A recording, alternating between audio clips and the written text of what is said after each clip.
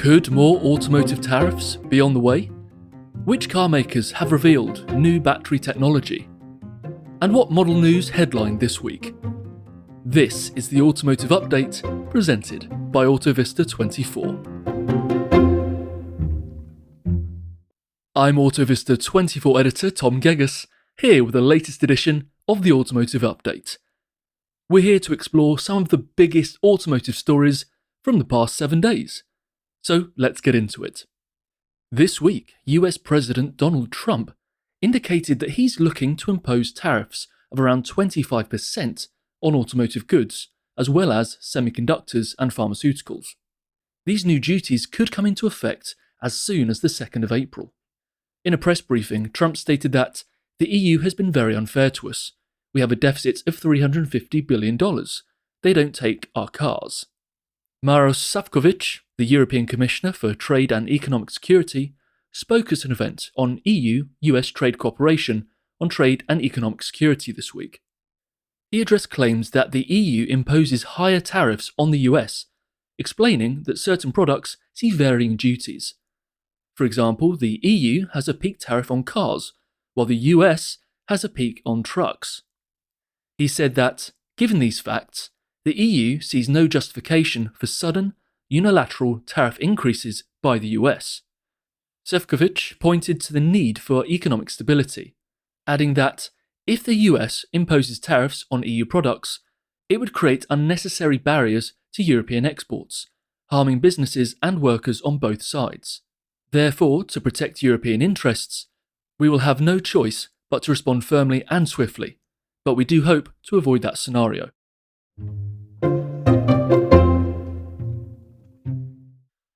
This week saw some electrifying headlines. BMW revealed its 6th generation, or Gen 6, e-drive technology at the Tech Days event in Landshut, Germany.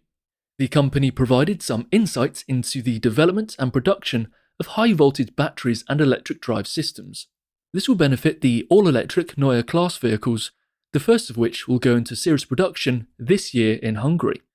The new 800-volt technology offers 30% faster charging speeds and a 30% increase in range, although certain models might even exceed this. BMW also confirmed the use of a modular approach to motor production, resulting in greater flexibility. Furthermore, the brand said that bidirectional charging will be a standard feature for Gen 6. Elsewhere, Renault Group has opened up its fireman access technology to the whole automotive industry. The carmaker claims the system allows emergency services to put out an electric vehicle fire in roughly the same time as an internal combustion engine fire. But how does it work? Well, an adhesive disc goes over the opening in the casing of the vehicle's traction battery, sealing it for normal use. But if the vehicle catches fire and the flame spreads to the battery, a jet from a fire hose could dislodge the disc and drench the cells in water. This means a battery fire can be put out in just a few minutes compared to several hours. 7 patents have been filed for the system, which is now fitted to the electric and plug-in hybrid vehicles sold by Renault, Dacia, Alpine and Mobilize. In other EV news, Volkswagen has signed a memorandum of understanding with Chinese battery manufacturer CATL. Reuters reported that the two companies will deepen their partnership in researching and developing batteries, the application of new materials, and advances in components.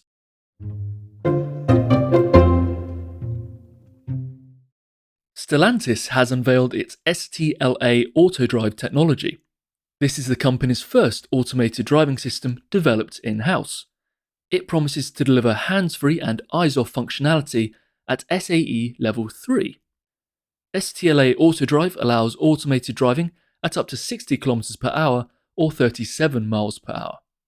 This reduces driver workload in stop-and-go traffic, meaning people could watch a movie, catch up on emails, or even read a book. At high speeds, the system offers adaptive cruise control and lane centering functions in an SAE Level 2 mode, meaning hands-on, and a Level 2 Plus mode, so hands-off but eyes-on. Research is currently ongoing, with future advances potentially unlocking hands-free and eyes-off operation at higher speeds, up to 95 km per hour. There is even the possibility of enhanced off-road automation for select models.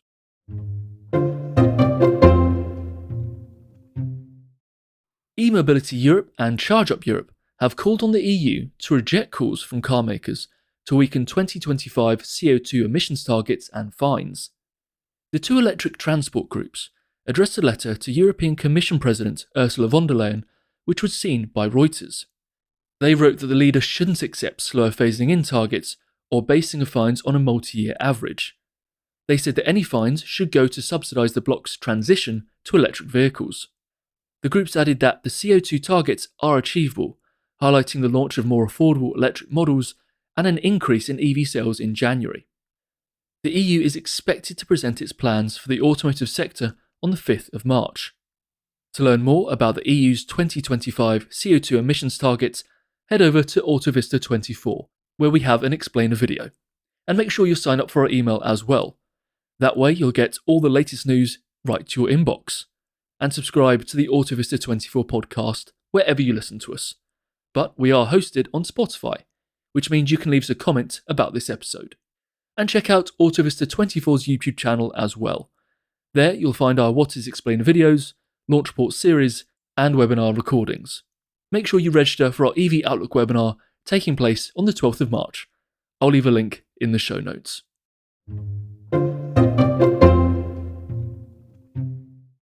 In model news, Volvo teased details of its new all-electric ES90 this week. The software-defined model is based on the carmaker's Superset tech stack. This is a single set of hardware and software modules set to underpin all future electric Volvo cars. It is the second model from the brand to be based on the Superset stack following the EX90. The sedan will be unveiled via livestream on the 5th of March.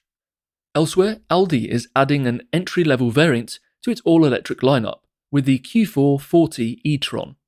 Prices will start at £46,600 in the UK, equivalent to roughly €56,300. The BEV will be capable of a 258-mile range or 415 kilometres, thanks to a 63 kWh battery. Orders for the entry-level version are due to open on the 13th of March. According to Autocar, Dacia has begun work on a sub-€18,000 city car for Europe.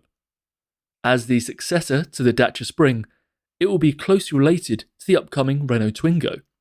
With plans to build the model in Europe, the BEV will be able to avoid tariffs on models built in China. Luca De Meo, Renault Group CEO, said it could be ready for the market in 16 months. Elsewhere, Alpine gave the world a glimpse of the A390, its upcoming all-electric sport fastback. Due to debut on the 27th of May, the car will be presented in Dieppe, France, the brand's birthplace and the model's future production site. And in LCV news, Mercedes-Benz has confirmed it will offer vans with combustion engines alongside electric powertrains on a single architecture. Fully electric models based on the Van Electric architecture, or Van EA, will be introduced in 2026. The Van Combustion architecture, or Van.ca, will follow afterwards. If you'd like to explore some of today's stories in more detail, head to the show notes and click the link to our companion article on Autovista24. This episode was co-produced by Autovista24 journalist Tom Hooker. Additional thanks go to special content editor Phil Curry and web editor James Roberts. The music was Better Find a Solution Fast by Richard Ames. Thank you very much for listening to the Autovista 24 podcast.